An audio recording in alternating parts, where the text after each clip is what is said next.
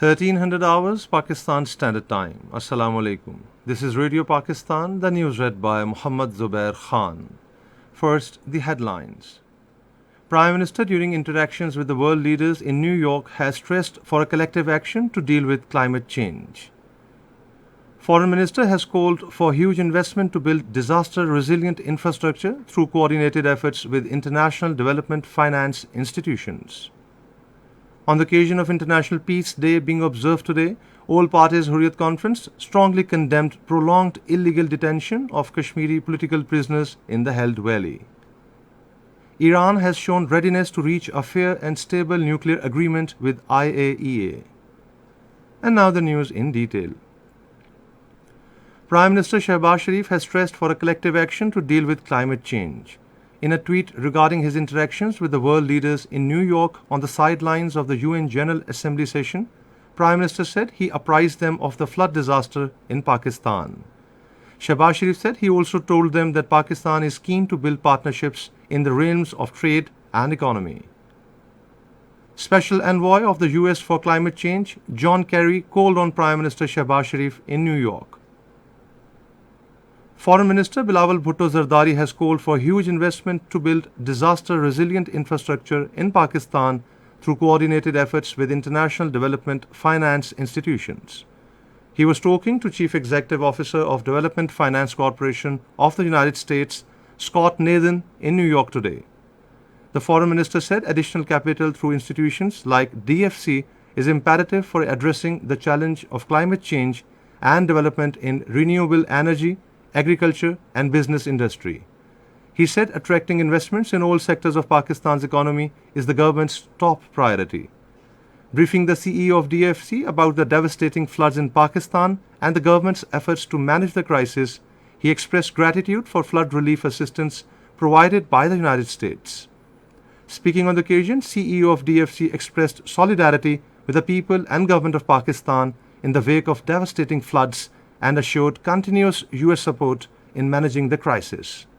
He accepted the Foreign Minister's invitation to visit Pakistan. First relief assistance flight from Russia has landed at Jinnah International Airport, Karachi. Relief goods include flood items, tents and water cleaning devices. The consignment was received by Russian Consul General in Karachi, Fedorov Andrei, Advisor to Chief Minister on Relief and Rehabilitation Rasul Bakhsh Chandio, and representatives of NDMA and Ministry of Foreign Affairs.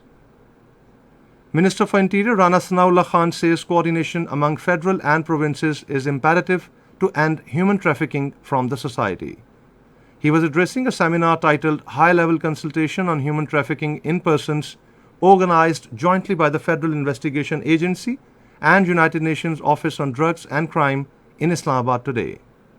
The minister expressed government's resolve that it is taking concrete steps to bring down the ratio of human trafficking to zero level.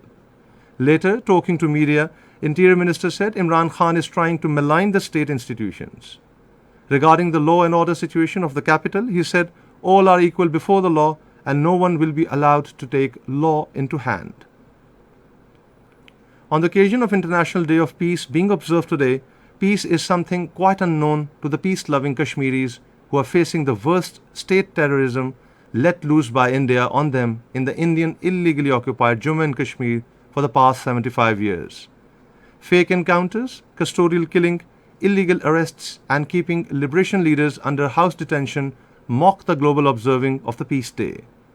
Meanwhile, the APHC leaders Abdul Ahad Para, Zamruda Habib, Yasmin Raja, Dr. Musab, Jammu and Kashmir People's League in their separate statements issued in Srinagar strongly condemned the prolonged illegal detention of Kashmiri political prisoners. They warned that India is endangering regional peace by trying to change the demography of occupied Jammu and Kashmir. Iranian President Ibrahim Raisi says Iran needs reassuring guarantees as well as the closure of the ongoing inquiry into its nuclear program by the International Atomic Energy Agency before a nuclear deal can be reached. In a meeting with his French counterpart Emmanuel Macron in New York, he said Iran is ready to reach a fair and stable nuclear agreement, but the IAEA's inquiry is a serious obstacle in this regard.